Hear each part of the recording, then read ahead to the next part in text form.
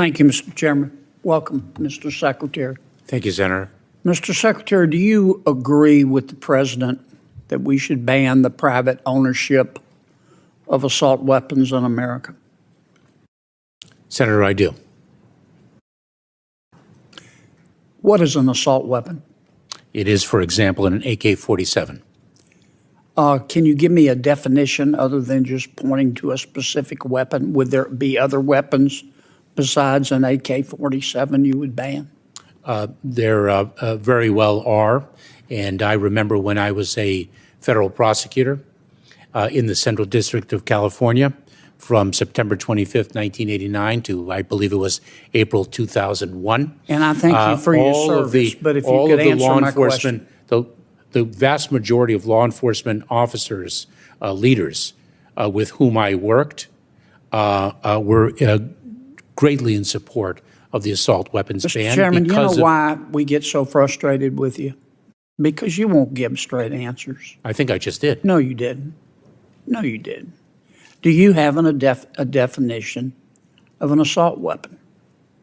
I am confident there is a technical definition of what is an assault weapon, and it was assuredly used in the context of the statute that previously existed banning assault weapons. Mr. Secretary, our southern border is not secure, is it? Senator, I have spoken about this. I believe I've addressed this earlier in the hearing. Why don't you address it again? Of course. Let me share with you a few things. Number one, when I speak of the security of the border, I am speaking of maximizing the resources we have to deliver the most effective results. So let me assure you that we are doing secure so. Because we're trying to secure it. Are we succeeding? Senator, we are so focused on the security of our southern border. We are doing so much with respect to the surge of personnel. How you're not succeeding? Oh, Senator, let me share with you that the challenge of migration that we are experiencing at our southern border is not exclusive to the United States. It is something that is gripping the entire hemisphere. But my job is to worry about the United States, as is mine. As is mine. And here's my question. Let me try to rephrase it. And I really do wish, I understand the position you're in, but you really should try to do a better job of answering the questions.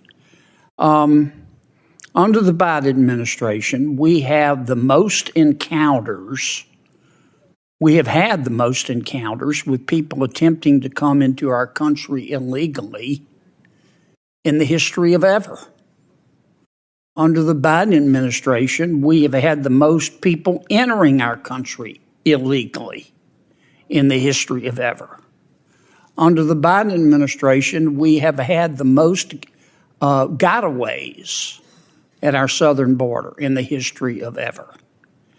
Under the Biden administration, we have had the most number of people entering our country under a claim of asylum, having that claim turned down and still not being deported in the history of ever.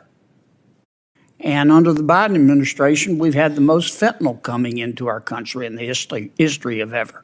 How can you possibly say the southern border is secure? I understand your answer that you're trying, but I'm not asking about your efforts. I'm asking about the results. Well, let's talk about the results then, Senator. Do you know that last year we expelled and removed approximately 1.4 million people from the southern border? I believe that's the most ever.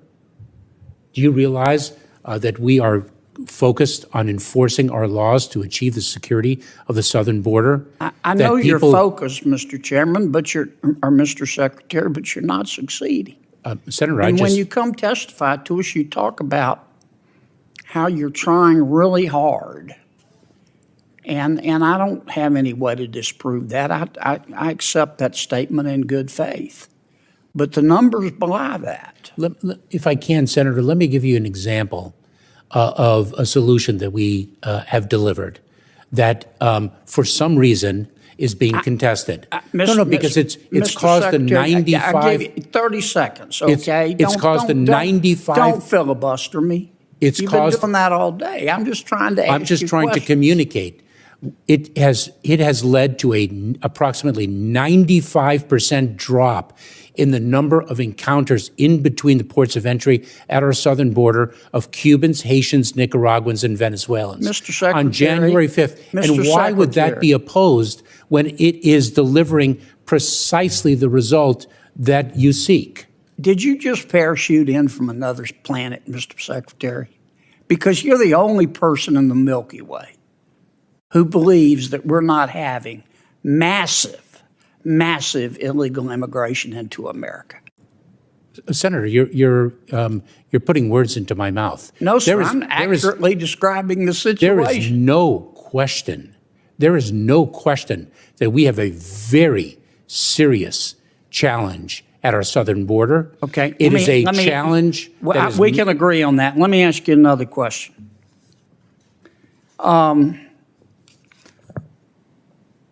Why don't you just declare a new policy that other than children, if you present at the southern border, you claim refugee status, you claim political asylum,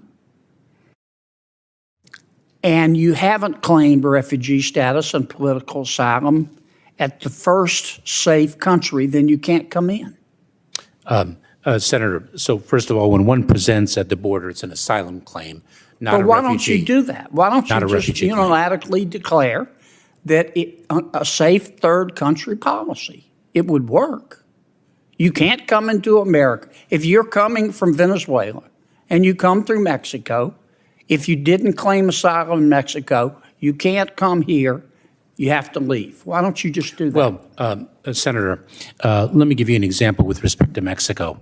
A safe third country agreement, let's hypothetically assume— You don't have to have an agreement with Mexico. Yes, you do. No, you don't. I believe you do, Senator. No, you don't. Other countries don't do it. Just adopt a policy that says, except for children, because you don't want to send children back by themselves. Just adopt a new policy that if you didn't seek asylum in the first safe third country, you can't come in, period. Senator, are you aware of the notice of proposed rulemaking that we issued, the comment period of which closed yesterday? You've had 2 years to adopt a policy like I just described. Why haven't you done it? So, Senator, what we have done is— But why haven't you done that? We have surged enforcement resources.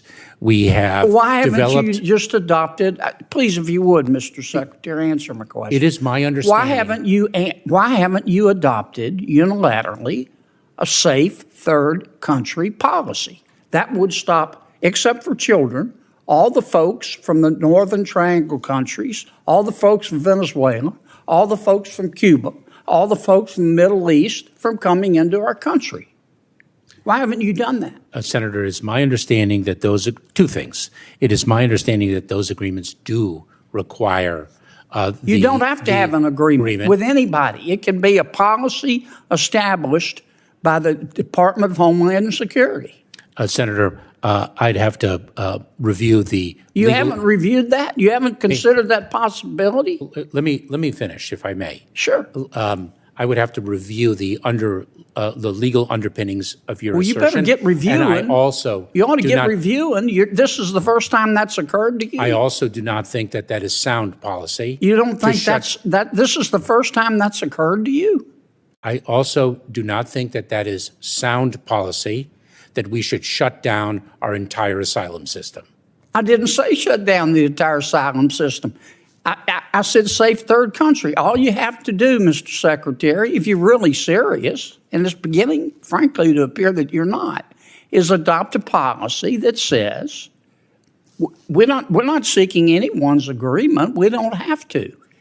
If you're coming from another country and you come through, let's say, Mexico, and you say you're seeking asylum, you have to seek it in Mexico or the other first safe third country, or you can't come in. Period. Done. End of story. Why don't you do that? Senator, I don't think that we have the unilateral authority. Sure you do. Other countries number one do and it. Number two, as I've mentioned— Try sneaking into China. As I've mentioned, I do not think that is sound policy. Why? because you are basically shutting down our asylum system. No, you're not. You're saying we honor your right to seek political asylum, but you're cherry picking. Do it in Mexico.